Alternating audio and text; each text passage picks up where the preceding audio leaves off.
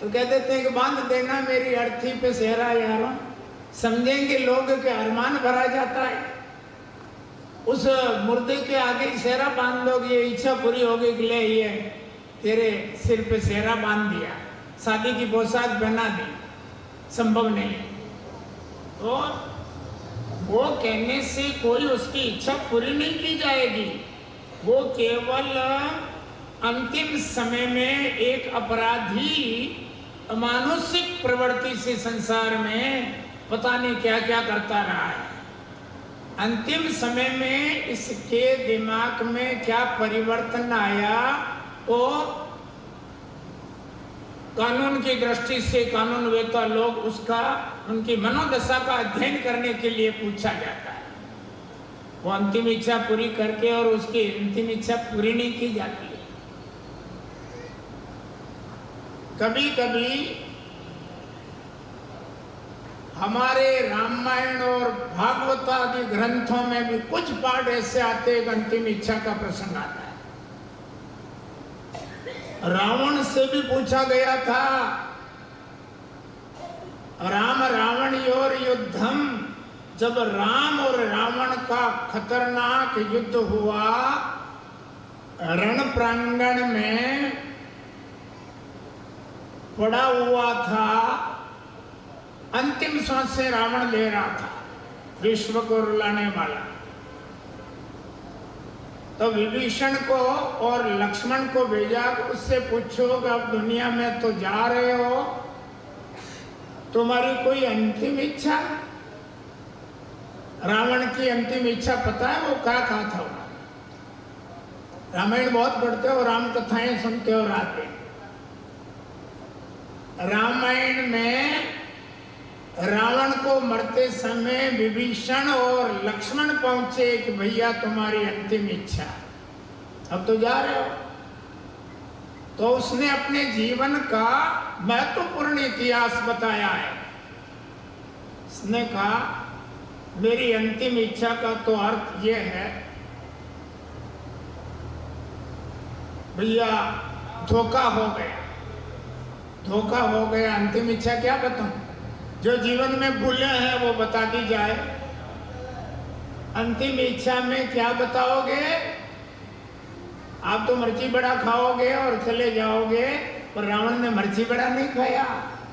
सबको अपना एक अमर संदेश देकर के रावण ने एक वसीयत के तौर पर, वसीयत में तो समझते हो, बाप दादों की वसीयत बनाते हो ना, नकली अंगूठा भी लगा के कह देते हो कि मैंने लिख गया, कितना खतरा है।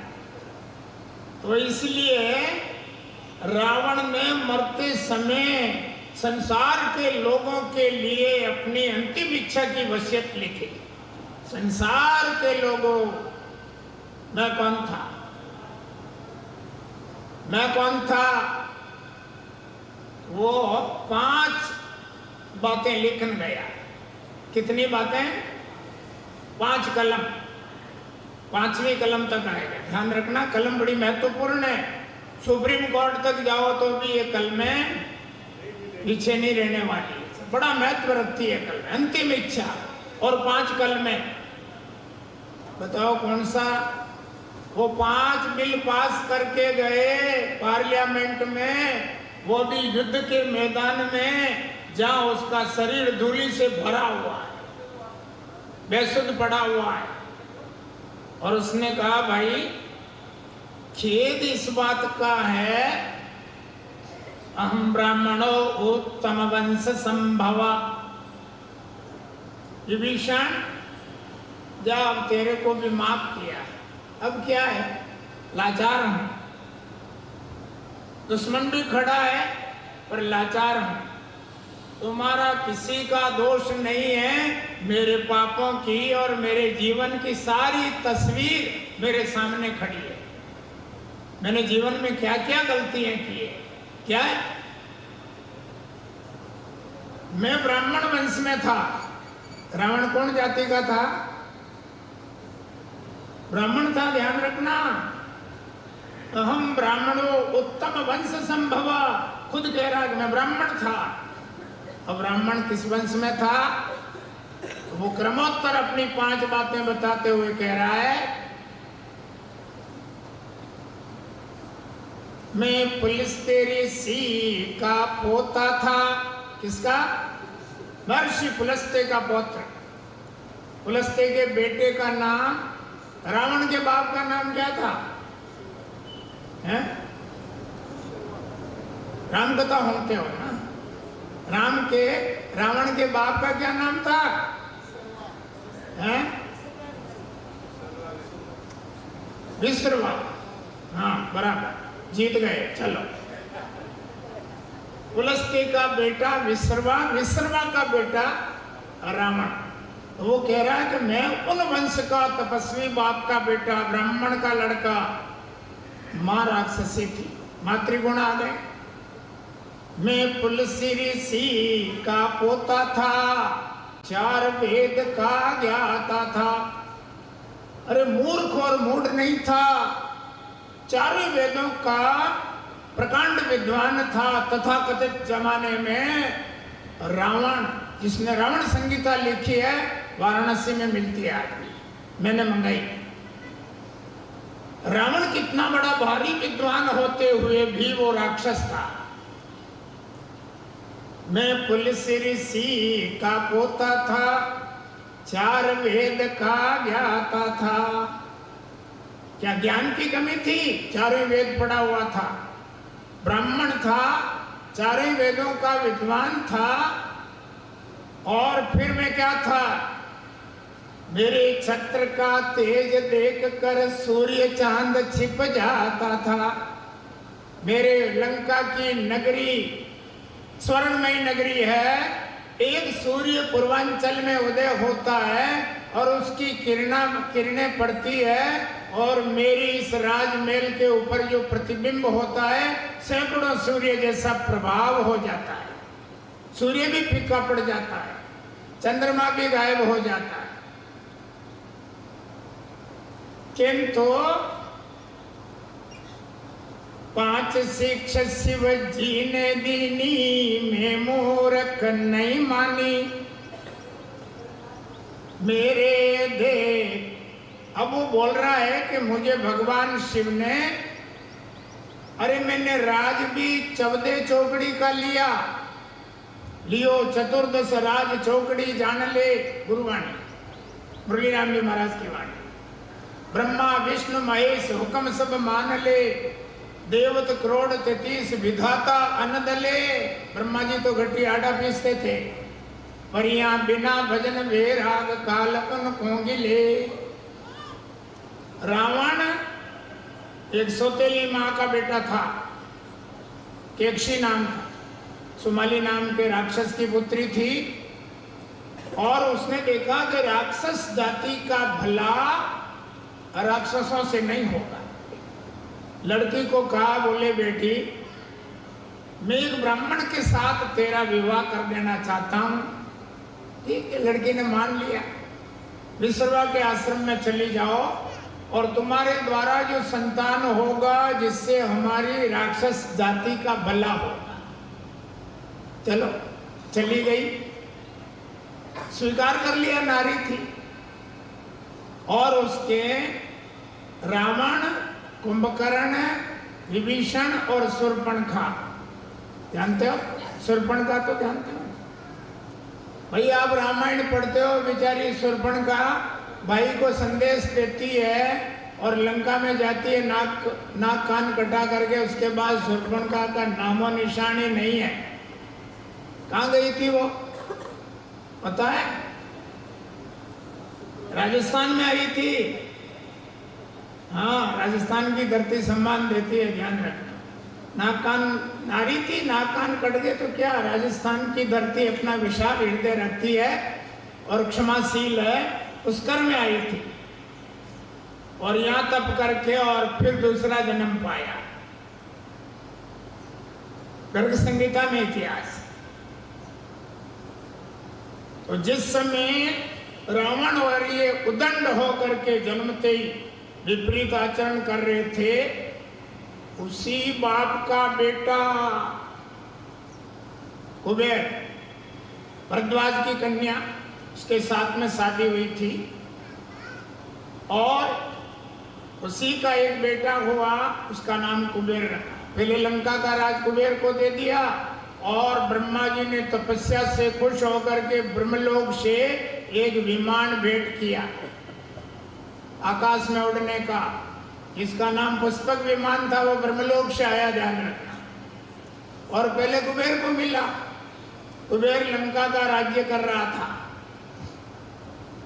इधर वो बाप से मिलने आया और वो पुष्पक विमान में बैठ के आया। जब केकशी देख रही थी गो, ये भी इसी बाप का बेटा है जो आकाश में हवाई जहाज में बैठ करके, वाह भाई वाह। और एक ये मेरे अभागी के बेटे हैं जो पता नहीं ठोकरों में रोज कहीं न कहीं झगड़ा करके आते हैं। कोई माँ अपने बेटे को गलत नहीं देखना चाहती, कोई माँ अपने बेटे को डाकू नहीं बनाना चाहती है, भक्त विभीषण बनाना चाहती है, पर वो कर्म भी वैसे हैं तो क्या करें, भटक गए तो रो पड़ी। रावण ने देखा माँ तेरी आंख में आंसू, तो छुपा रही कि ये क्या कर लेगा।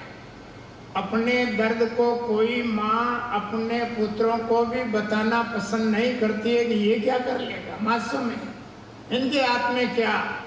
बड़ा धूर्त था रावण, जिद पे अड़ गया। माँ तेरे मन की पीड़ा नेत्रों से आंसू बन करके तेरा दर्द छलक रहा है, बताना होगा। तू कर क्या लेगा, मैं क्या करूं क्या नहीं, बताना होगा। देख बेटा, उसी बाप का बेटा तू है जो आकाश में विमान में बैठ के बाप के दर्शन करने आया, और उसी बाप का बेटा तू मुझ जैसी अभागी माँ का बेटा है जो ठोकरों में मारे मारे फिर रहे हो। माँ भी चाहती है ऐसा कोई मेरा लाडला लाल भी बने, बड़े पद पे जाए। ओ बस इतनी सी बात थी। आज प्रण करता हूं मैं, माँ के कदमों की शौकन खा करके वो काम करूंगा आज से पहले मानवीय धराल पर तल पर किसी मनुष्य के द्वारा नहीं हुआ। वो धनी, वो ऐश्वर्यवान और वो बलवान। चलो चला गया, गोकर्ण क्षेत्र में चला गया, पर्वतमालाओं में जाकर बैठ गया और उसने क्या प्रण किया, दशानने नापि दशाननानि। 10 मुख वाले रावण ने 10 मस्तकों को लक्ष्य बनाया। आग की एक वेदी ज्वाला कुंड बना दिया, अग्निकुंड, और दिव्य 10,000 वर्ष तक तप करता रहूंगा। कार्यम साधयामि व देहम पातियामि, या तो लक्ष्य पूरा करूंगा या शरीर का अस्तित्व खत्म कर दूंगा। वारे वीर जो उसमें आया और उसने 1000 वर्ष पूरे हुए, एक मस्तक के नेत्र खुले, कोई नहीं दिखाई दिया, तलवार से मस्तक काट करके और अग्निकुंड में डाल दिया। क्रमोत्तर 9 बार 9 मस्तक काट दिए, और जब आखिरी मस्तक को भी काट करके अपने आप को, अस्तित्व को समाप्त करने लगा, 9 मस्तक 9 बार काट में आप चढ़ाया और आपके 10वीं बार अर्ज सोना शिवर आया। भगवान शिव का उपासक था। और आवाज आई ऊपर से, अंतरिक्ष में से ब्रह्मा जी हंस पे बैठ गए, सावधान रावण सफल हो गया, वरदान मांग, तेरे मस्तक पहले जैसे हो जाएं, और वरदान मांग। वरदान भी ऐसा हो जो तेरी इच्छा पर निर्भर हो। यह नहीं कि एक वरदान मांग लिया, मैंने दे दिया, ये फल हो गया और ये तेरा फल का जो जितना होता है वो चुका दिया। नहीं, तेरी इच्छा हो जो मांग ले। उसने कहा ठीक। उसने कहा लियो 14 राज। एक तो दुनिया में मनुष्य की आयु का झगड़ा बहुत है, मृत्यु का डर बहुत रहता है। अरे भाई आप धन तो मांग लेते हो, हमको तो अरबपति बना दो, और उम्र कितनी है तो कि 2 घंटे की या 1 महीने की उम्र है, और 1000 करोड़ दे दो तो क्या करोगे? 2 घंटे की उम्र में 1000 करोड़ क्या करोगे? तो पहले आयु को देखा जाए फिर पदार्थ देखा जाए। तो उसने कहा 14 चौकड़ी तक संसार में जगत का मनुष्य शरीर बना रहे, किसी से नहीं मरूं, और इन सब किसी से नहीं। चलो बहुत अच्छा, 14 चौकड़ी तक तो संसार में अमर रहेगा, और उसके बाद वो धनी बनाओ जो आज से पहले दुनिया में कोई ऐश्वर्यमान नहीं था। वो साधन मुझे मिले, वो साम्राज्य मिले जो ऐसी नगरी किसी को संसार में नहीं मिले। आप जानते हो, नदी सु गंगा रामासु रंबा, नदी सु गंगा नगरी सु लंका। नदियों में गंगा और नगरियों में सबसे बड़ा नगर है लंका नगरी, जो सोने का बना हुआ है। स्वर्णमयी नगरी में जाकर के उसको साम्राज्य मिला। इसीलिए बताया गया प्रभो वो राज्य दे दो। मिल गया, चलो सफल होकर के आया। और उन्हीं राक्षसों ने जाकर के देखा, बस लड़का होशियार हो गया, रावण अमर हो गया, और राक्षसों का सहारा लेकर के और कुबेर को भगा दिया। उस पर विमान भी ले लिया। फिर यात्रा में देवताओं को भी परास्त किया। फिर दोबारा जाकर के और हिमालय में जाकर के भगवान हिमालय को उठाने लग गया। तब भगवान शिव ने श्राप दे दिया शीघ्र विनाश का। और जब चरणों में गिरा, बोले प्रभु मैंने तो 14 चौकड़ी का जीने का अधिकार ब्रह्मा से ले रखा है, आपने श्राप दे दिया। भगवान शिव कहने लगे मेरी तपस्या से ये जीवित रहा है, और मेरे से ही बिड़ गया। अब ध्यान आया, जा रावण मेरी 5 बातें जीवन में याद रखेगा तो 14 चौकड़ी तक तेरा बाल बांका नहीं होगा, संसार का अमर मानव रहेगा। और यदि तेने मेरी बातों को और संविधानों को, इन नियमों को तोड़ दिया तो 1 चौकड़ी भी नहीं, आधी चौकड़ी भी नहीं, पाव चौकड़ी भी नहीं, राम विमुख की नार चौकड़ी पावन भुक्ति। गुरुवाणी श्री महाराज की वाणी में आएगा। राम विमुख के कारण पाव चौकड़ी 14 चौकड़ी। अरे भाई सतयुग त्रेता द्वापर कलयुग चारों युग निकलते हैं तब 1 चौकड़ी होती है। 14 बार चारों युग निकल जाएगा, इतना लंबा अंतराल है। और 1 युग की 1 चौकड़ी भी नहीं। आगे खत्म किस्सा। वो कह रहा है दुर्भाग्य है मैं पुलिस ऋषि का पोता था, 4 वेद का ज्ञाता था, ब्रह्मा विष्णु भी भूल के लंका में पावन पाता था। 5 शिक्षा शिव जी ने दीनी में मूर्ख नहीं मानी, अमर कलम से लिखी जाएगी मेरी अमर कहानी। जिस राम की रामायण दुनिया में अमर होगी, जिस राम की रामायण में राम का नाम होगा, उसी रामायण में रावण का भी नाम होगा। बताओ अमर है कि नहीं? जिस रामायण में राम है उसी रामायण में रावण है। नाम तो अमर होगा, लेकिन एक दुर्भाग्य है, अब तो मेरी लिखी जाएगी दुष्टों में दुर्बानी। भाई अमर तो है लेकिन दुष्टों में नाम आएगा।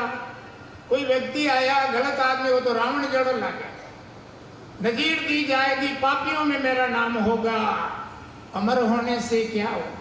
अमर तो हूं, मगर दुर्भाग्य है कि नफरत का शिकार होकर के मार खाता रहूंगा, उतले जलते रहेंगे।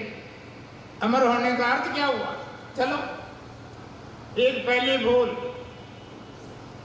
और दूसरी बात, दूजी बात थी आज काम को काल काल नहीं करना।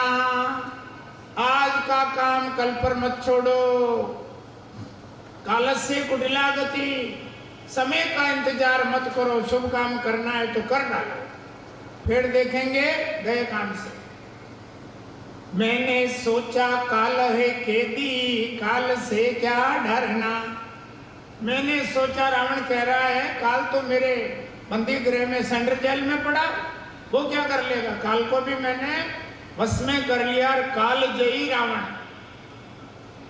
मेरे देखत जल गई मेरी लंका की राजधानी। अब तो रहा न देने वाला पिंड पतल और पानी। अमर कलम से लिखी जाएगी मेरी अमर कहानी। और बाद में बताया आज मेरी ये दशा है। आज मैं रण प्रांगण में जंगे मैदान में पड़ा हूं, सिर पर धूल जम रही है, धूल चाटते हुए बोल रहा हूं कि मेरा वंश कितना था। वंश कितना था? 1 लाख बेटे थे रावण के, 1.25 लाख पोते थे। गिनती है आपको? 1 लख पोत 1.25 लाख नाती, उस रावण कर दिया न बाती। भजन तो गाते ही हो। आज अब तो रान देने वाला पिंड पतल और पानी। अब तो मेरे लिए कोई श्राद्ध की, श्राद्धों में खीर बनाने वाला कोई एक भी वंशज नहीं रहा। मीडिया मेट हो गया, पिंडदान देने वाला भी नहीं रहा, वंशहीन हो गया। दूसरी बात, तीसरी बात थी पर नारी को घर में नहीं बिठाना। और मैंने क्या पाप किया? जनक नंदनी जानकी पंचवटी में रहती थी, उसको अपहरण करके ले आया। दूसरी बात थी पर नारी को घर में नहीं बिठाना। कितना पाप किया। और सीता का हरण कर लिया, तीसरा बिंदु भी तोड़ दिया। और कह रहा है कुमार्ग में कामी बनकर कहा ने किसका मैं माना। अरे किसी की भली बात सुनता भी नहीं था। एक नार के बदले लाखों विधवा भई जवानी। एक दिन लंका नगरी में एक नारी के आंसू छलकते हुए देखे थे, किसी विधवा के, किसी सुहागन के। किसी सुहागन नारी के लंका नगरी में शोक वाटिका में सीता के राम के विरह में आंसू छलकते हुए देखे। आज मेरे सामने रावण की 1 लाख नारियों का सौभाग्य सिंदूर उतर गया। ये विधवा भई जवानी। आज इनके आंसू पूछने वाला, एक नारी के आंसुओं का अभिशाप 1 लाख नारियों का सिंदूर ले डूबा। ये मेरे ही पाप। चौथी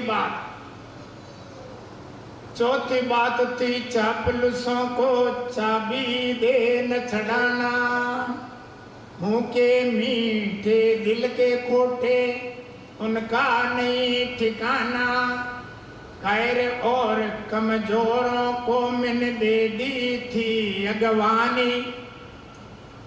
राजधर्म की शिक्षा थी कि राजा को राजसूत्र हाथ में रख करके अपने विवेक के बल पर राजसत्ता का उपयोग नहीं करना चाहिए। और क्योंकि राजाओं के पास में चापलूस बहुत रहते हैं और वो राजा का ही विनाश चाहते हैं। ऐसा ही नहीं है, ये राजधर्म ऐसा ही है। सावधान रहना। मुंह के मीठे हैं पर दिल भी परखना। लेकिन कायर और कमजोरों को मैंने मुंह लगाया, पापियों को और बदमाशों का एक झुंड पाला और उसी के द्वारा आज मैं जा रहा हूं। भक्त को नहीं सताना। दूसरी बात थी राम भक्त को कष्ट देना ही।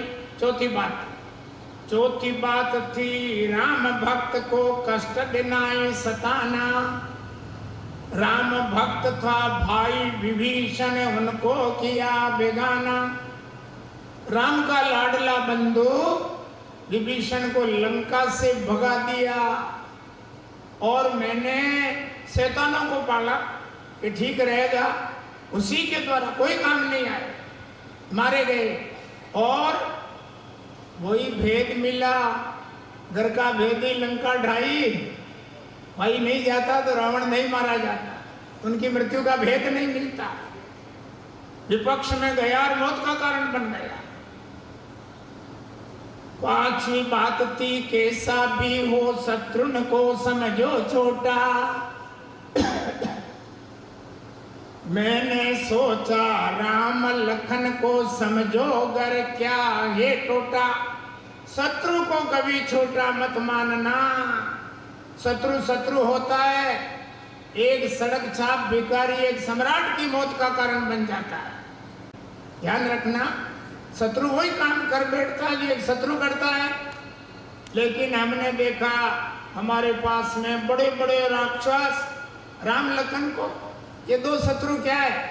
अरे एक एक राक्षस राम जैसे 100 आदमियों का भक्षण करने में समर्थ है। क्या कर लेगा? वाह, इस धोखे में रह गया, इस सबब से कुछ कर न सका, नहीं गया राम के सरना। मेरे देखत हो गई मेरी बंदरों से कुर्बानी, मेरे देखत जल गई मेरी लंका की राजधानी। अमर कलम से लिखी जाएगी मेरी अमर कहानी। ये 5 बातें मरते दम तक रावण ने बताई थी। मेरी मृत्यु का कारण मैं स्वयं जो कल्पना करता था, करिष्यामि करिष्यामि करिष्यामि इति चिंतयत, और मरिष्यामि मरिष्यामि मरिष्यामि इति विस्मृता। करूँ करूँ तो कर रहो, मरण गयो तो भूल, और अपने हाथ कुठार ले काट लियो तब मोल। बंधुओं, समय अतिक्रमण कर रहा है, आचार्य भगवान पधार गए हैं। अब आप आचार्य श्री के मुखारविंद से अमृत भरा उपदेश श्रवण कर अपने जीवन को सफल बनावें। स्वामी जी श्री रामचरण जी महाराज की, स्वामी जी श्री राम दयाल जी महाराज की।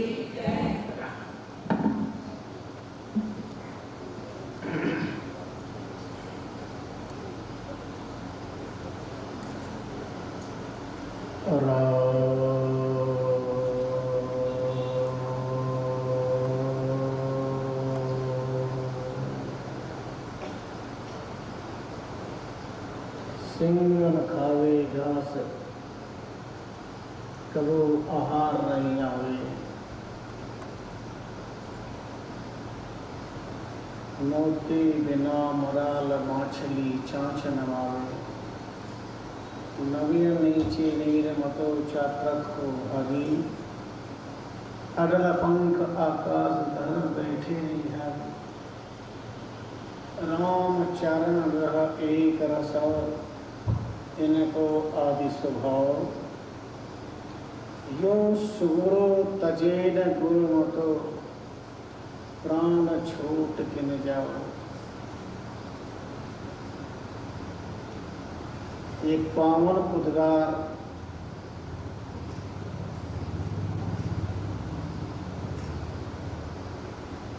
ज्ञान चरित सम्राट ब्रह्मदेव रामचरण जी नाम श्री महाराज के अंतकन से अध्यात्म साधना की छलकती मुंदांकनी का वह झरना है जिसपे आत्मावाहन करने का सौभाग्य प्राप्त होता है। प्रणाम करते हैं।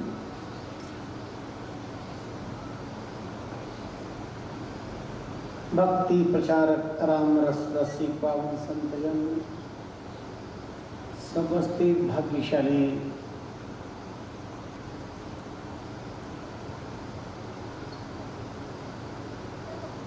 सकल भक्त समाज, मार्कंडेय पुराण के पौराणिक पुस्तकों को ज्ञान मार्कंड हमारे परम मनीषी पंडित डॉक्टर अंशुजी शास्त्री सुंदर उपाख्यान श्रवण करा रहे थे।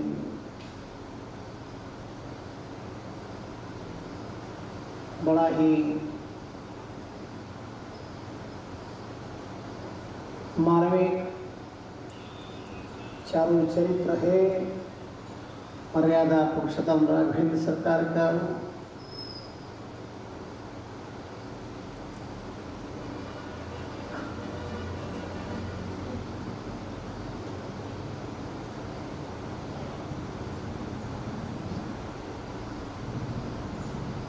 श्रवण सार चातुर्मासी ग्रंथ में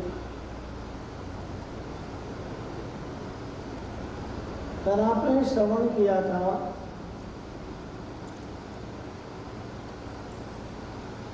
100 वर्षा भक्ति करे एक दिन पूजे आन। कहत कबीरिया बात सो जासी नरक निधान। 100 साल तक राम भक्ति कर एक दिन अगर राम के अलावा आन को पूजा तो नरक के दरवाजे खुले हुए मिलेंगे। इससे सिद्ध होता है कि राम भक्ति अंतकरण की बोधता का विषय है, जो राम गुरु की कृपा के बिना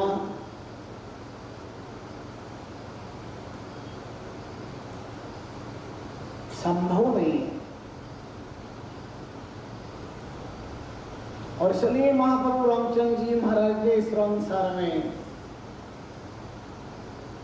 पशु पक्षी के उदाहरण देकर के मानव की श्रेष्ठता पर प्रश्नवाचक चिन्ह लगा दिया। अंतिम रचना जगत रचयिता प्रजापति ब्रह्मा की अंतिम कृति है मानव, जिसमें है अध्यात्म की अक्षुण्ण संस्कृति पर विकृति का शिकार हो रहा है। आज इससे बढ़कर दुर्भाग्य क्या होगा।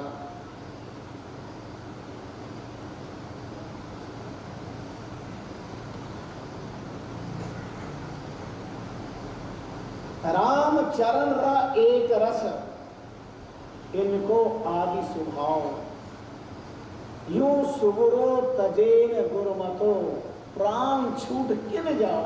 प्राण जाए तो जाए, तो जो मन में राम नाम की दृढ़ता, तेज, प्रतिज्ञा, साधना का शी संकल्प, सद्गुरु के बतावे मार्ग पे चलने का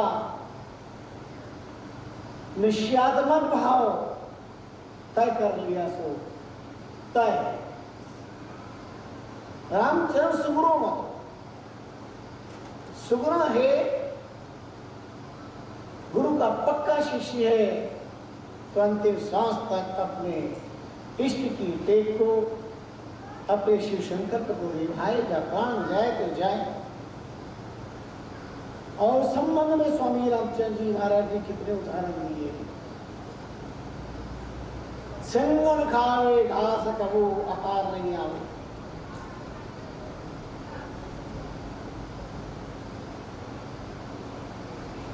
वनराजीव, जंगल सम्राट, पराक्रमी,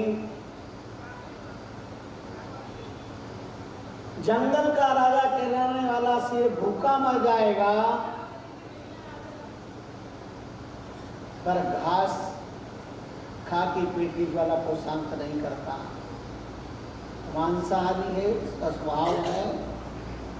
और उपनिषद सिद्धांत है जीवो जीवसी भक्षणम। उपनिषदकार कहते हैं जीवो जीवसी भोजनम, जीव ही जीव का आहार है। कभी कभी शास्त्रों की गहराई में जाते तो आश्चर्य होता है। संगन खावे घास करो जो आहार नहीं आवे। आहार न मिलने पर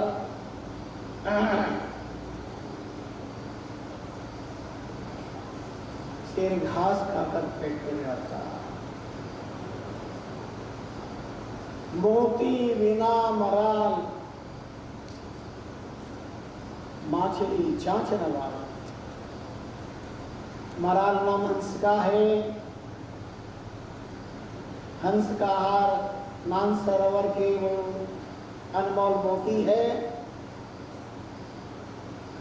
पर मोती न मिलने पर जल तट पर रहने वाला मानसरोवर का मानस राजहंस मछलियों से पेट नहीं भरता। सांग सर भर डोगला कर्म कीट चुन खाए। श्री महाराज का चिंतन कितना विचित्र है। नवेन नीचे निर्मतो चात्रक को भावी,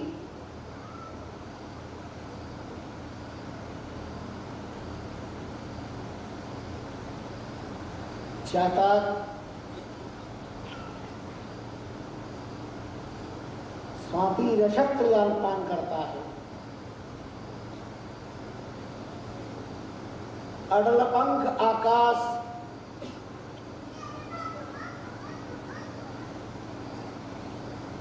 धर्म बैठे रही हाल में। एक पक्षी है, अडल पंख कहते हैं, वो धरती पे नहीं बैठता, आकाश में ही रहता।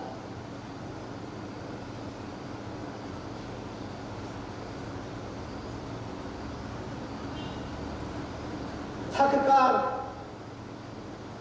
और किसी परिस्थिति में भी नीचे नहीं आता।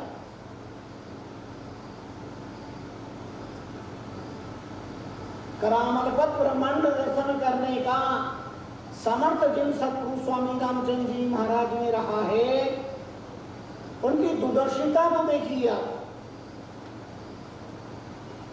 कौन विचार करे, कौन मान करें, सब विषय पर कौन चिंतन करे। रामचंद्र एक रस, ये पशु पक्षी अपने जीवन में एक रस रहते हैं, एक टेक है इनकी, एक प्रतिज्ञा है इनकी।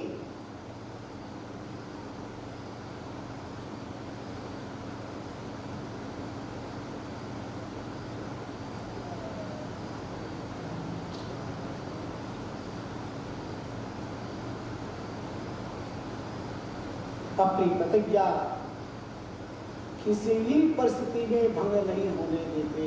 और एक इंसान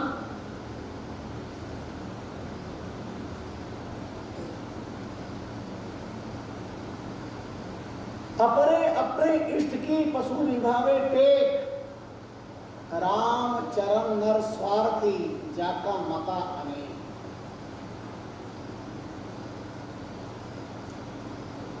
चमकते हुए चांदी सोने के सिक्के के खातिर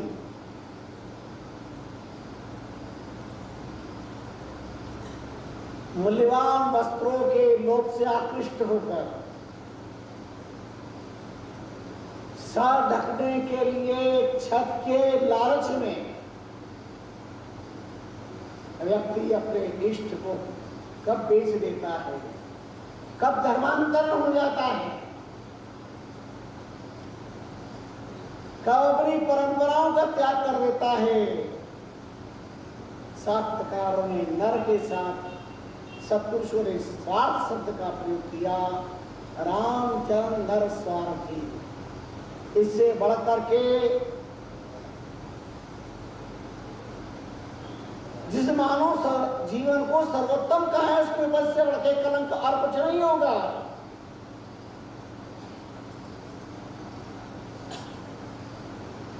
अर्थवाद और स्वार्थवाद के खातिर अनगिनत अनर्थवाद का इतिहास इस दुनिया में देखा गया है, देखा जा रहा है।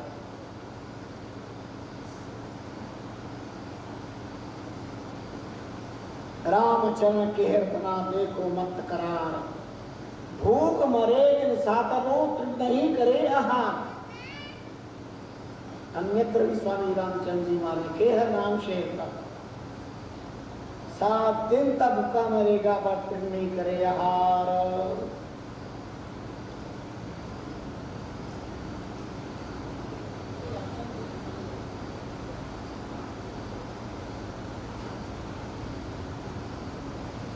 पीऊ चातक करे,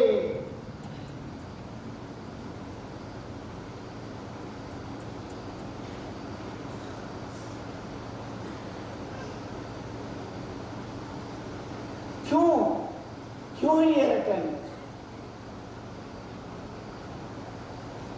स्वाति बूंद की आस, भूमि पड़िलियन ना पीवे।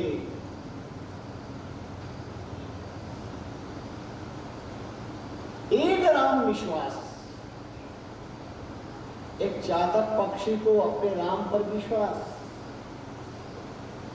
जिसके पास मानव देह नहीं, मानव मति नहीं, मानव दृष्टि नहीं, मानव व्यवस्था नहीं, उसके बाद भी स्वामी रामचंद्र जी महाराज दावे से कहते हैं पीऊ चातक करे, स्वाति भूख की आस, भूमि पड़े जलना पीवे एक राम विश्वास। और मुझे बहुत प्रिय लगता है वो प्रसंग। एक चातक सावक ने अपनी मां से कहा, मां ये क्या वंश की परंपरा है?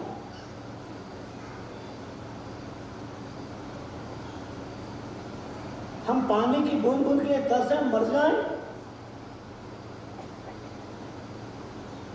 मुझे प्यास लगी, मैं जाऊंगा जल पीऊंगा मैं तो। चातकी ने कहा, बेटा गटर का पानी पिएगा? बोले नहीं, बद्र विशाल जाऊंगा।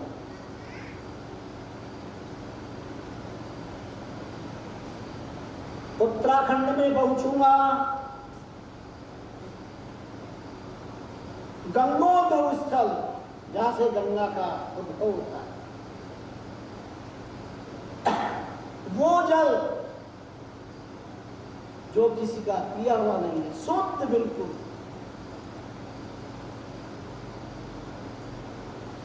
जान अपनी प्यास बुझाऊंगा।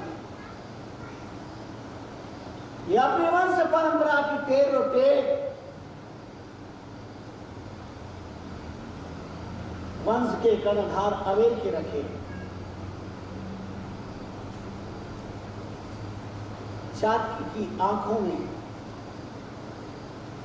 सावर उफन आया, देखा एक बार अपने मासूम बच्चे की तरफ,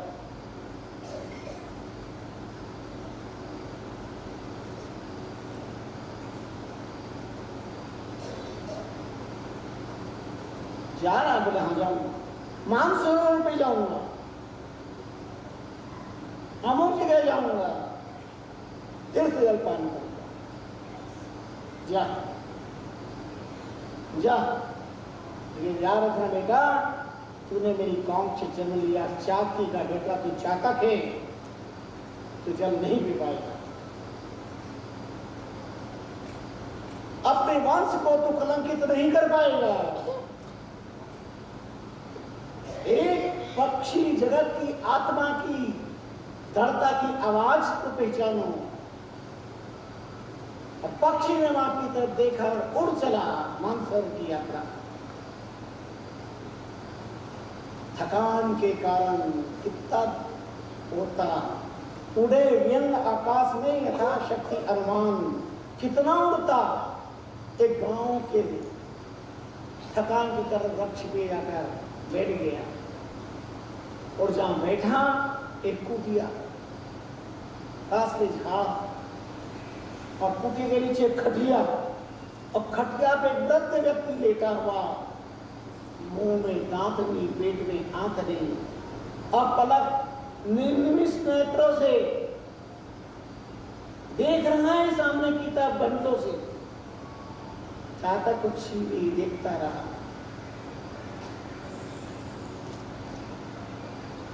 चीरकाल के बाद उदास निराश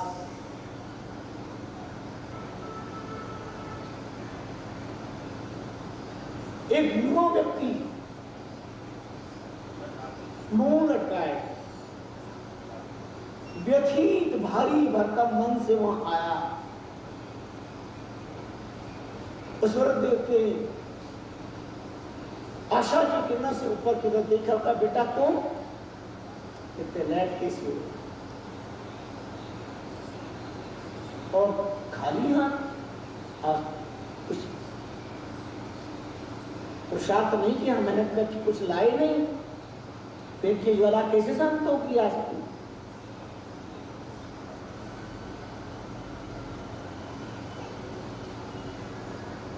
वृद्ध पिता के कहने पर उसका जवान बैठा था, उसके कहा पिताजी माफ करना, आज जिंदगी में पहली बार ऐसा कोई योग बन गया, मैं नहीं ला सका। वो लेट आने का कारण बड़ा विचित्र था। पिताजी में जा रहा था काम की खोज में, मेहनत की तलाश में। जब मैं जा रहा था तो चलते चलते अचानक रास्ते पर मेरी नजर के सामने एक थैली नजर आई, मोहरों से भरी। और जैसे थैली को देखा था उसमें बहुत मोहरें थी, स्वर्ण की मोहरें, हीरे जवाहरात।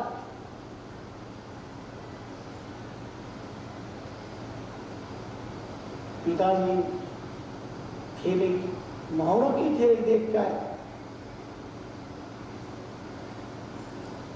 आपने कुछ ऐसी प्रेरणा देगी पिताजी, और मेरे को समझ में आया कि ये किसी न किसी घोड़सवार की थैली है, और थैली की बनावट इस प्रकार की थी कि घोड़े पर बैठे व्यक्ति ने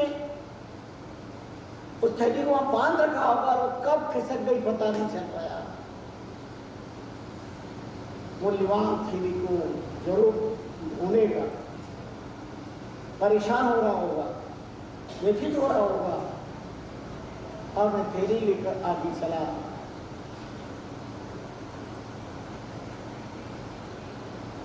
दो चार पांव चलने पर एक व्यक्ति कुएं की पांच पर वृक्ष के नीचे सिर पर हाथ रख करके आंसू बहाता हुआ चिंतित मुद्रा में बैठा दिखाई दिया। पिताजी ने समझ गया हो न हो ये थैली उसी की हो, और मेरा अनुमान पिताजी सही था। मैंने उससे पूछा कौन तुम उदास क्यों हो, तुम्हारी आंखों में आंसू क्यों हो?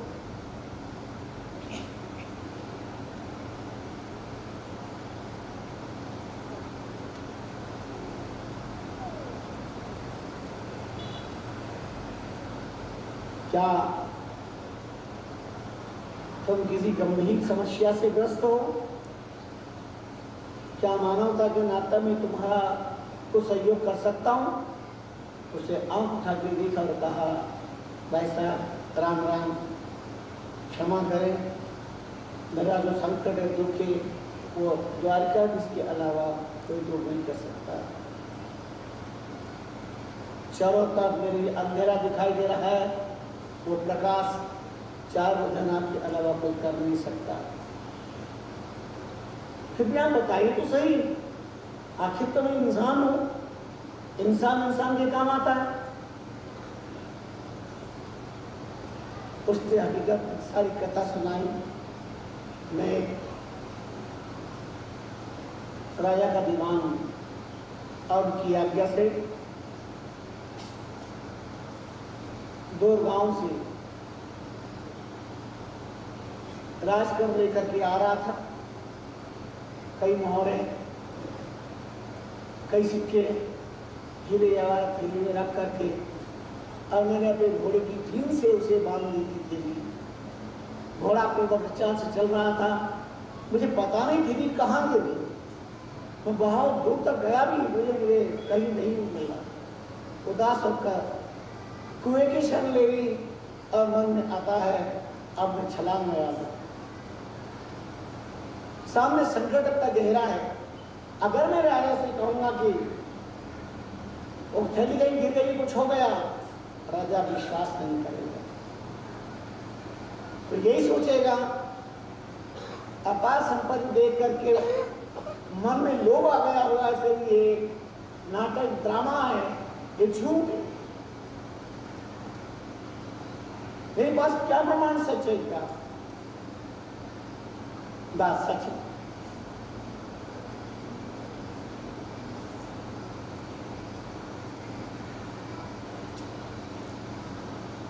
इतनी बात सुनकर उस व्यक्ति ने कहा, आप हताश उदास न होइए। जब उन्होंने थैली लिए उसे दवाई यही थैली, उसकी आंखों में क्षमा गई। टिमटिमाते दीप पे जैसे किसी ने घी डाला, तेल डाला, प्रकाश होता है, उसकी आंखों में क्षमा गई। हौटे पे प्रसन्नता थैले को की, श्वास पे श्वास आ गया, उसे जीवन मिला। और तो मौत के मुंह में जा रहा था, इसलिए बचा लिया। उन्होंने कहा, बोलिए आप देख लो। बोले नहीं, आप थैली अब क्या देख रहा? और देखा तो वो जितना था सारा का सारा मिल गया। तो बहुत खुश होकर के पिताजी, और इस पे से उन्होंने मेरे को सोने चांदी की मोहर के यहाँ चाहा, और दीप ये लोग खुशी की लिए ना मैंने बनाई। मैं किसान बाप का बेटा हूँ, एक मजदूर हूँ। मैं अपने मेहनत पर विश्वास करता हूँ। यह आपका अपना है, मैं इसमें से नहीं ले सकता। ये तो सहज मुझे रास्ते में मिला है, और मैं आपको घूमने के लिए आया था। आप मिले, मैंने आपको दे दी। ना मिलते तो मैं क्या करता है कि हम बिना परिश्रम का कुछ लेने का हक नहीं रखते हैं, अधिकार नहीं रखते हैं।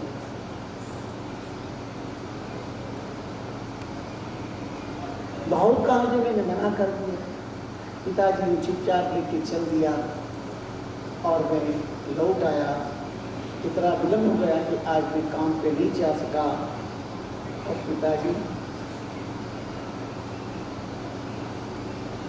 पेट की ज्वाला को शांत करने के लिए आज कुछ में उपार्जन नहीं कर पाया। वृद्ध पिता की आंखें बढ़ाई, उन्होंने बेटे उठा के छाती से लगा लिया और कहा, बेटा आज तुमने वो कमाई की है जो जिंदगी में कभी नहीं कर पाओगे। इससे बढ़कर और कोई कमाई नहीं हो सकती है कि तुमने अपने जीवन के अंदर इतनी बड़ी त्याग की बात करी। तुमने लोभ नहीं किया, और तुमने अब चातक वंश के अंदर, जैसे चातक वंश में स्वाति नक्षत्र का जलपान मिला तो मिला, वरना वह अन्य को जब नहीं पी मर जाएंगे, पर और जब नहीं पीते हैं। इसी प्रकार बिना मेहनत के तुमने न लेकर के आज जो अपने बाप की लाज की प्रतिज्ञा खरीदे कर की है, आज मेरा दिल बहुत खुश है। ये पुण्य तुम्हें जीवन में बहुत बड़ा लाभ देगा। और हीरे जवाहरात देख कर तुम्हारा मन नहीं ललचाया। ये ईमानदारी, ये सब संस्कार आज तुमने मेरे मुझ जैसे पिता की लाज रखी है। सारी कमाई तुमने आज प्राप्त कर ली है। ये बात वृक्ष पे बैठे चातक शावक ने सुनी। अरे ये तो वंश की दुहाई दे रहे हैं, अपने वंश की दुहाई दे रहे हैं। कैसे चातक वंश ये मर जाएंगे पर अपनी पेट का भी त्याग नहीं करते। क्या आज मैं अपनी माँ को कलंकित करने जा रहा हूँ? क्या अपने वंश को कलंकित करने जा रहा हूँ? क्या जल पान करके मैं प्रतिज्ञा वंश की चूर चूर कर दूंगा? वो जिंदगी से क्या लेना देना, जिससे मेरे वंश में कलंक लगे, वो जीवन नहीं चाहिए। और वहीं से वो लौट आया और सीधा माँ की चरणों में आकर के नतमस्तक हो गया और कहा, माँ तूने कहा था कि मैं जब नहीं पी पाऊंगा, तो वास्तव में नहीं पी पाया। हमारे वंश की दुहाई भारत की धरती के वो लोग देते हैं, भूखे मर जाते हैं, लेकिन अपनी ईमानदारी को, अपनी टेक को तिलांजन नहीं देते और अपने वंश की उपमा देते हैं। इसलिए माँ मैं भी लूट करके आ गया, चाकी ने बेटे को छाती से लगा लिया, पियो जातक करे स्वामी बोल की आप बूंदी पवियो जल ना पिबे राम विश्वास। महाप्रभु रामचंद्र जी महाराज फरमाते ऐसे ही साधक के में एक टेक राम, एक लालसा राम दर्शन, एक दरता नाम भक्ति, लाभ प्रलोभन मिले, कई प्रकार के लालच मिले, हम अपने इष्ट को बदल लें। क्या है धर्मांतरवाद? तुम्हारी जेब में रखे हुए, तुम्हारे बच्चों के हाथों में दिखाई देने वाले मोबाइल धड़ल्ले से धर्मांतरण का षड्यंत्र।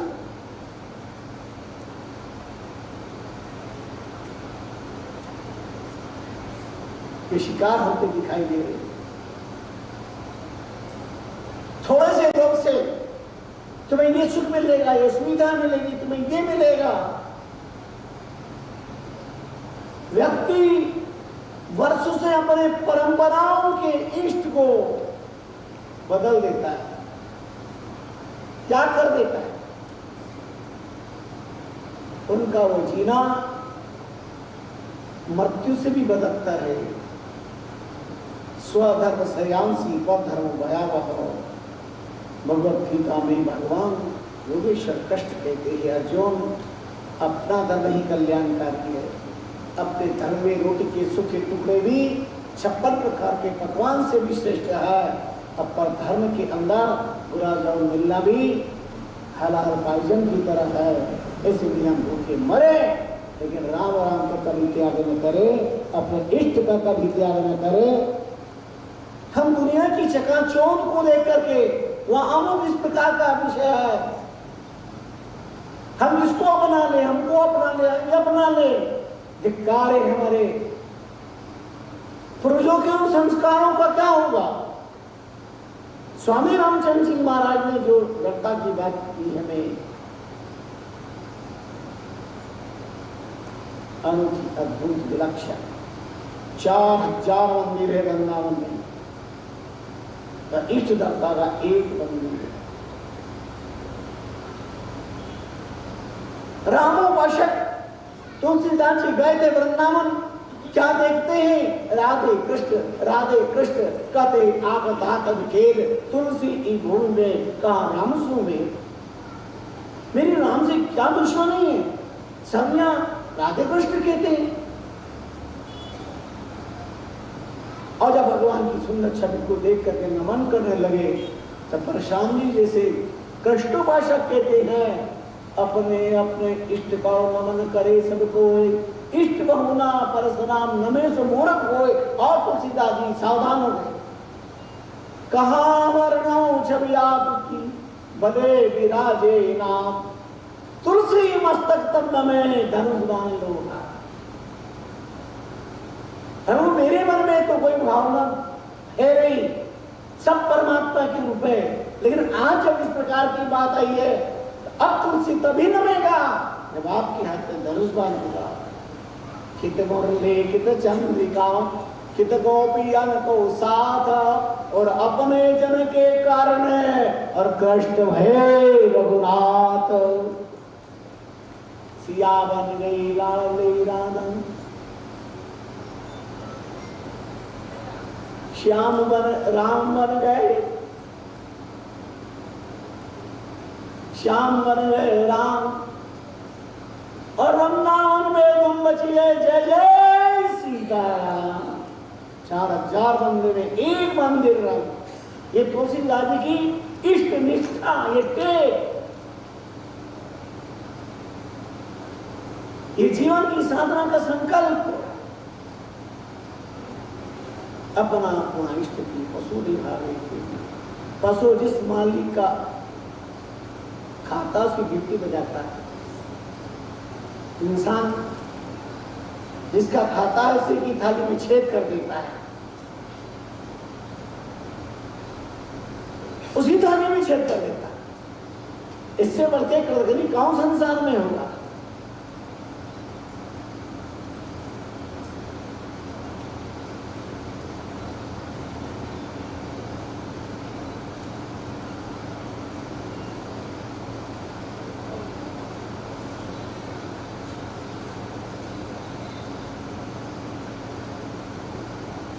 पक्षियों का उदाहरण देकर के, पक्षियों का उदाहरण देकर के इंसान को जागृत किया। उत्कृष्टता जागृता प्राप्ति पर आने को होता। उठो जगो, श्रेष्ठ ज्ञान को प्राप्त करो। शास्त्र तो अनंत है, ज्ञान अनंत है। श्रेष्ठ ज्ञान क्या है? जिसमें तुम्हारा आत्म कल्याण हो, उसे आत्मसात।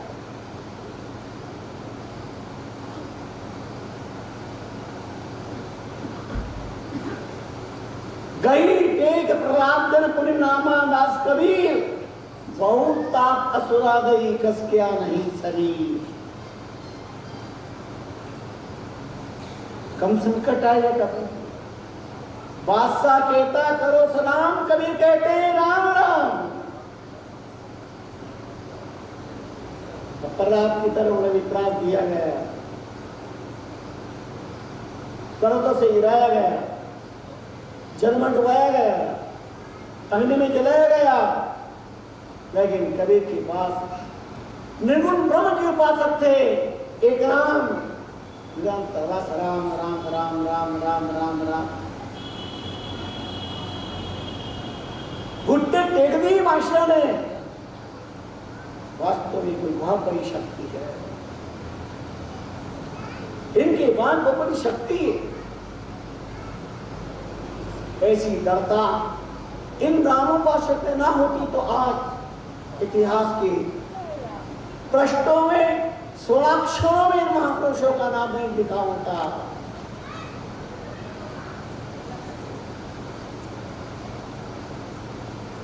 देखो टेक चकोर की पावक करे आहार। चकोर पक्षी अग्नि का आहार करे।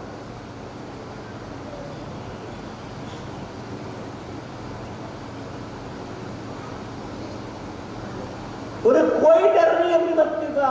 जब बल होवे छाल होगा जो हो जाएगा।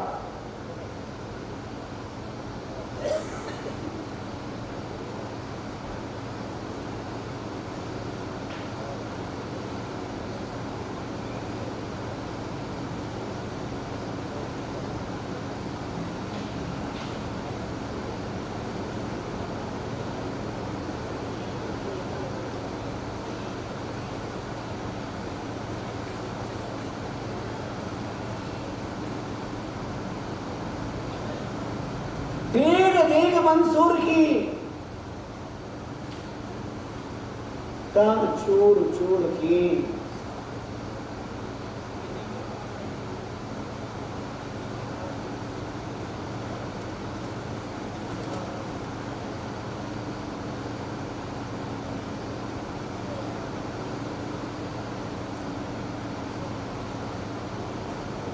नाम अनर्हतली बहुत बड़ा अद्भुत खुदा का बंदा हुआ मंत्र। इनकी बहन का नाम था अनल। एक हक नाम के खुदा का बंदा था और जो उसके पास जाता हक से खुदा से मिला देता था, ब्रह्म से मिला देता था, हक से मिला देता था। मंसूर की बहन अनल हक के पास पहुंच गई और उसने अपना उपदेश दिया और इतनी तल्लीन हो गई, खुदा से स्पर्श होने लगी। तो तात्कालिक बादशाह ने कहा मंसूर से कि तुम्हारी मेन रात दिन खुदा की बंदगी में पागल होकर के घूम रही है, समझाओ उसे जाकर के। मैं हक को त्रास दूंगा, मैं हक को दंडित करूंगा। और मंसूर समझाने गए, बैन आलू को समझाने, तू कहां फकीरों के चक्कर में पड़ गई है, इस साधु संतों के चक्कर में क्यों आई है? क्या पागल करे रात दिन? तो अनर्थ का अर्थ होता है अहम ब्रह्मास्मि, मैं ब्रह्म हूं, मैं परमात्मा।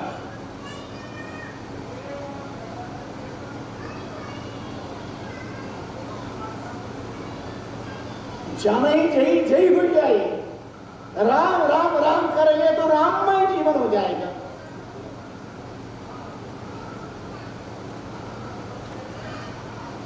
और जब समझाने गए अनल हक को, तो मंसूर भी अनल हक अनल हक अनल हक अनल हक। अनल बहन का नाम था, हक के गुरु जी का नाम था, बंदे के पिता का। और उसने सुना था मोरे मर्द असदड़ा विश्वासा, राम के दिग राम कर दासा। अगर राम के दास की बंदगी कर ली तो खुदा अपने बंदों के दास के ऊपर जल्दी मेहर करता है। वो भी अनल हक अनल हक अनल हक अनल हक। और बादशाह को ये पता चला, और मंसूर के अनल हक अनल हक कहने से हजारों पुरुष अनल हक अनल हक, न जाने कितने नर नारी अनल हक अनल हक अनल हक। मैं अशुद्ध अबुद्ध जीव नहीं हूं, मैं शुद्ध बुद्ध शिव हूं, ऐसा बोध हो गया। और यही तत्व ज्ञान है। दुनिया के सारे ग्रंथों को पढ़ लो, सारे संगीत में थिरक जाओ, अगर तुम्हें आत्मज्ञान नहीं हुआ, तुमने अपने जीवन के साथ केवल खिलवाड़ किया है। तुम कर्णेंद्र के गुलाम होकर के केवल तुम संगीत प्रिय बने हो, पर देव प्रिय परमात्मा को तुम नहीं जाना है। एक भयावह प्रसंग होते हैं, एक रुचिकर प्रसंग होते हैं, एक यथार्थ वाक्य प्रसंग होते हैं। श्री महाराज की वाणी यथार्थ वाक्य का परिचायक है, तत्वज्ञान का परिचायक है। अष्टावक्र के उपदेश से महाराज जनक को बोध हो गया। उन्होंने अष्टावक्र से कहा, यथा नो तो तंग फेन मुद्दा। जैसे जल की तरंगे, जल के फेन, झाग और बुदबुदा जल से अलग नहीं है। यथा न तो भिन्ना तरंगा फेन बुदबुदा। जल के झाग, जल के बुलबुले और जल की तरंगे जल से अलग नहीं है। हे गुरुदेव अष्टावक्र जी, आपके लिए तत्व ज्ञान से मुझे बोध हो गया। उस प्रकार आत्मा से देह अलग नहीं है, आत्मा से संसार अलग नहीं है। जैसे रज्जु के उपादान के कारण सर्प की प्रतीति होती है, अंधकार के कारण। अंधेरे में रस्सी का टुकड़ा पड़ा है तो लगता है सांप है, उपादान रस्सी है। पर जब उपादान रस्सी है ही नहीं तो उसमें सर्प की प्रतीति कैसे होगी? जब आत्मज्ञान हो गया, आत्मा अगर अमर है, तो देह के मृत्यु का क्या अर्थ है, देह के जन्म का क्या अर्थ है? वितराग महाराज ने तत्व ज्ञान दिया। देह जन्मया जन्मया कहे, देह मुआ मुआ कहे सोए, देह सुखिया सुखिया कहे, देह दुखिया दुखिया होए। देह के जन्म को जन्म, देह की मृत्यु को मृत्यु, देह के सुख को सुख और देह के दुख को दुख कहना घोर अज्ञान है। ये आप गुरुदेव आपकी कृपा से मुझे मिल हुआ है।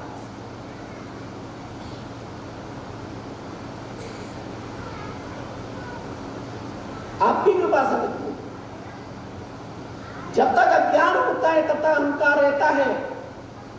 अर्जुन आदेश देता है भगवान को,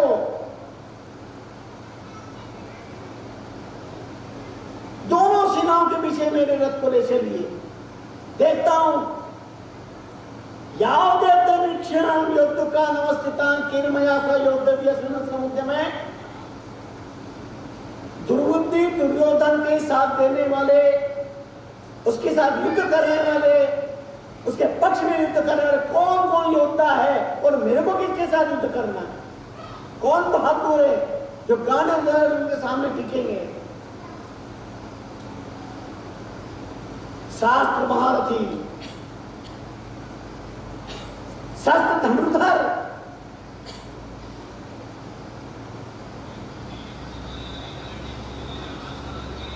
अर्जुन आदेश दे रहा है भगवान को, अभी स्थापना में अच्युत है।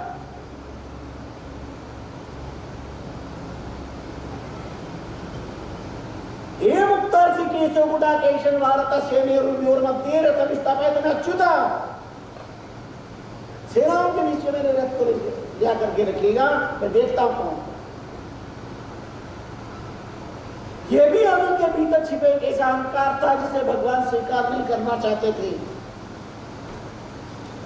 इसलिए सेनियोर उभयोर मध्य स्थापित रथोत्तमम, भगवान ने सेनाओं के बीच में रथ लिया के रख दिया। विष्णु ग्रंथता सर्वे समर्पिताम लाज पात्रम वेदान पश्चेतान कुरुति। और जब अर्जुन ने आंख खोल करके देखा,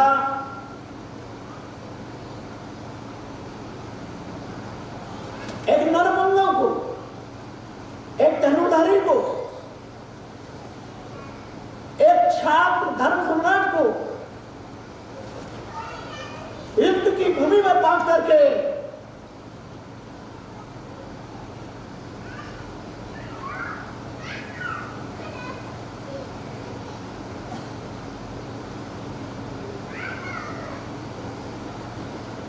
जोश आना चाहिए, लेकिन ये क्या दाई ओर से गोविंद मुक्ता पुष्टिम भगवान, मैं युद्ध नहीं करूंगा। क्यों? जिनके साथ युद्ध करना है अब मैंने आपकी कृपा से देखा, आचार्य मित्र पुत्र पितामह मातुदा सुदा पुत्रा शाला संबंधिता एतान्ना नमुक्षामि मधुसूदन नियतदाष्टाना, ये सब काका मामा चाचा भाई बंधु गुरुजन, इनके साथ युद्ध, इनको मार करके भी क्या भला होगा? जिन गुरु के चरणों में बैठ करके शस्त्र विद्या निष्णात हुए, बाण चलाना सीखा, आज वो बाण उनके प्राण के लिए चलाए, ये कैसे संभव हो पाएगा? भिक्षा के अन्न से जीवन चलाना मंजूर है, पर गुण कायन मान भगवान श्री मुक्त मक्षिले अपादान कामान गुरु ये हुआ पुंजी हुआ रतन। गुरु को मार करके खून के सने हुए सत्ता को प्राप्त करके और मुझ में दाव देना कि मैं सुरवीर बहादुर हूं, ये स्वीकार। मुंजी हुआ रुधिर प्रतिदान,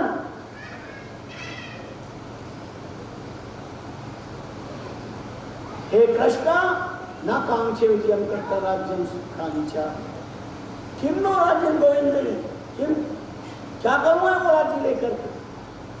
येषामर्थे कांक्षितं नो राज्यम होगा सुखानिचा, जिसके लिए सत्ता, जिसके लिए राज्य, जिसके मैं प्रभाव देना चाहता हूँ, तने अविस्ता युद्धे प्राणास त्यक्ता धनानिचा, वो तो प्राण त्यागने के लिए मरने के लिए सामने खड़े, और यही मर गए तो किसको कम चलाऊंगा? युद्ध में मरेंगे, और जैसे मर गए तो वो सत्ता किसका है? किसको बताऊंगा कि मैं राजा बनाऊं? किसको कम चलाऊंगा? नहीं चाहिए। क्यों? तो कह रहा था कि कौन कौन योद्धा देख लेता हूं, बड़ी शुद्धता की बात कर रहा था। अब क्या हो गया? ये कार्बनिक दोष कहां से पैदा हो गया?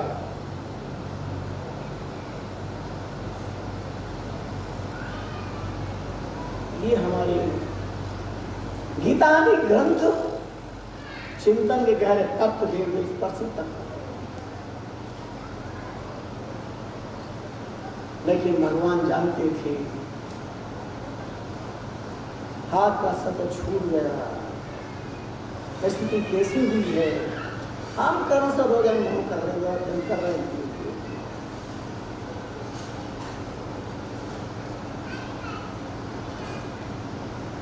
महाप्रभु रामचंद्र जी महाराज जी ने एक राम नाम का मार्गदर्शन दिया, हम उसका आधार हैं। नाम की ताकत हमारे पास में सब कुछ है। वो अनढ़ का अनुभव करने वाला मंसूर कई लोगों को मस्ती के रास्ते में लगा दिया, ब्रह्म के रास्ते में लगा दिया। परमात्मा मैं कौन?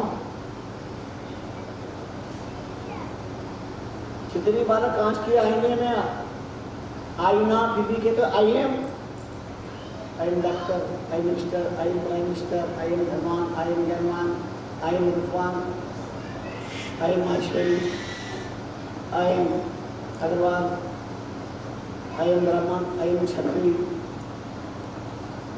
और वो कहता आईना में कुछ भी नहीं हूँ, मैं कुछ भी नहीं हूँ, पर मैं सब कुछ हूँ, ऐसा आपका ही अज्ञान है। मैं कुछ भी नहीं हूँ। साथ में दर्पण है, दर्पण में अपना खुद का चेहरा दिखता है, अपना चेहरा दिखता है, अपना रूप है।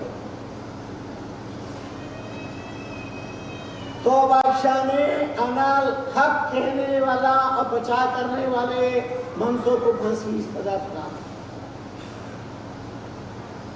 और लोगों से कहा इसको जूते मारो। जितने लोग थे सबने जम करके पिटाई करी और एक सतपुरुष ने खून डाला और जब से जूते मार रहे थे तो हंस रहा था, जोर से हंस रहा था। एक किसी महापुरुष ने फूल बरसा दिए, फूल फुट के रोने लगा और बादशाह ने जब ये सीन देखा आंखें खुल गई। उन्होंने कहा कि पिटाई हो रही थी, पत्थर बरसाए जा रहे थे, जूते मारे जा रहे थे, तब तो मुस्कुरा रहे थे और फूल बरसाए तो तुम रो पड़े।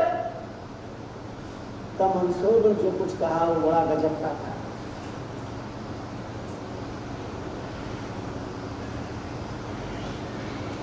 तुझे है शौक मिलने का तू हरदम लो लगाता जा, तुझे है शौक मिलने का तो हरदम लो लगाता जा।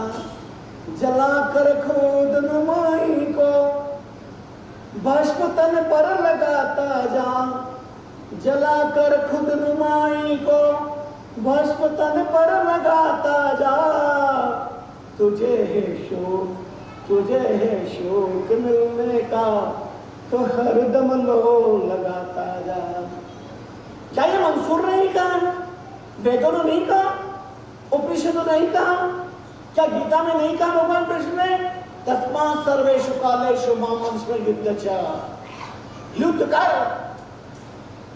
पर तस्मात् सर्वेषु कालेषु मां मनस्व युद्ध च, क्या स्वामी रामचंद्र जी महाराज ने नहीं फरमाया? सुख का सागर राम है, दुख का भंजन हार, रामचंद्र तजिए नहीं भजिए।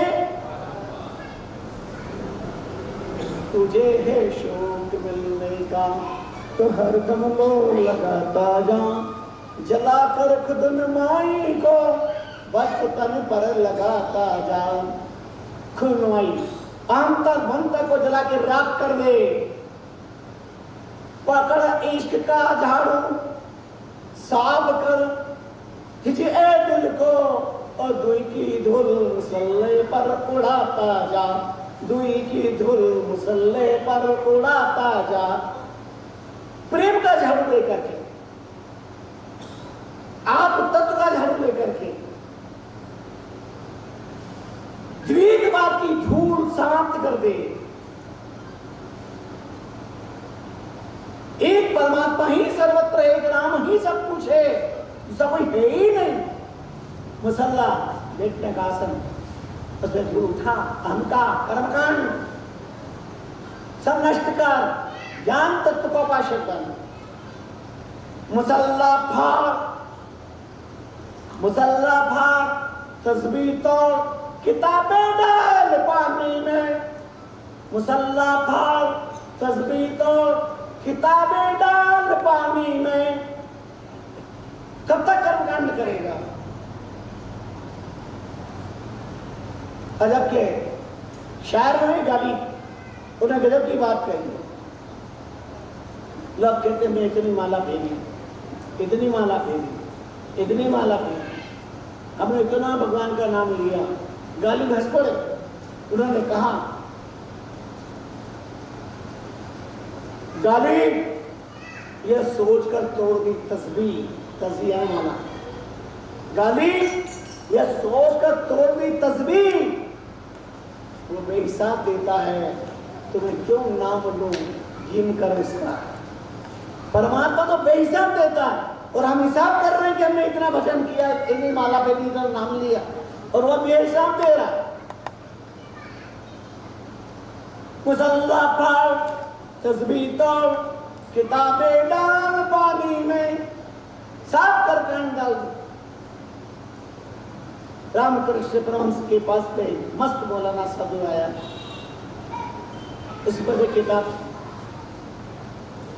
वो कई बार से पढ़ता था, पर किताब किसी को नहीं देता। रामकृष्ण परमहंस ने मुस्कुरा करके कुछ कह दिया, ये तुम्हारी किताब देख लूं क्या? और उन्होंने देखा, उसमें लिखा था राम राम राम राम राम राम राम राम राम। तो रामकृष्ण परमहंस ने कहा इसमें राम राम ही तो लिखा है, और है क्या खाली राम राम ही तो है। और मस्त मौलाना कट्टर राम सिंह साधु ने कहा जो कुछ वो राम राम ही तो है, बाकी कूड़ा करकट कचरा रखने से मतलब ही क्या निकला है। जो है वो राम का नाम ही है, राम नहीं है तो कुछ भी नहीं है, राम है तो सब कुछ। जरूरत क्या बाकी थी?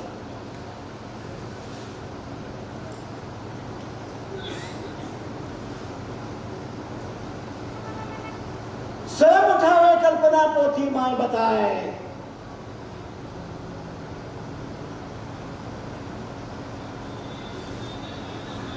मुसल्ला फाड़, तस्बीह तोड़, किताबें डाल पानी में, सब कर कान चुप करो। न मरबू का नरक दो जा,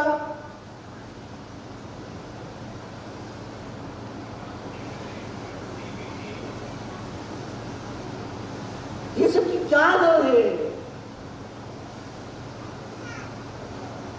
तू जा तो शराब में शौक पीता जा, तुझे है मिलने का शौक तो हरदम लो लगाता जा। तुझे है शौक मिलने का तो हरदम लो लगाता जा।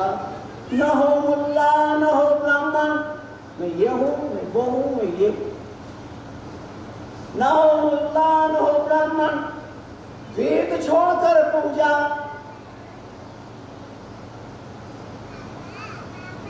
शाह सिकंदर का संदेश है, तू अनलहक कहता जा, अनलहक कहता जा। बादशाह ने उसकी मस्त को देखकर कहा जाओ अब तुम अनलहक हमेशा कहो, अब तुम्हारे हमारा कोई कानून नहीं है, कोई बंधन नहीं है कि तुमने उस आत्म को प्राप्त कर लिया है। जिस नाम के आगे बड़े बड़े सम्राट भी झुक गए, वो नाम स्वामी रामचंद्र जी महाराज ने हमारे जीवन के लिए प्रतिपादित किया। बड़े प्यारे प्रसंग है, बड़े अद्भुत प्रसंग है, बड़े अद्भुत प्रसंग है। इसलिए रामचंद्र सुगुरु मतो, रामचंद्र एक रस इनको आदि स्वभाव, रामचंद्र एक रस इनको आदि स्वभाव। यो सुगुरु तजे गुरु मतो, प्राण छूट भी जाए, अरे हमारा प्राण चल जाए तो एक राम गुरु ही हमारे एक एक रहेंगे। ऐसा सुंदर देवी संदेश संसार के माध्यम से कितना अद्भुत विलक्षण चिंतन दिया है। तो 4000 मंदिर में एक मंदिर इष्ट निष्ठा था। भगवान की छवि बदल गई, श्याम राम बन गए, राधा सीता बन गई।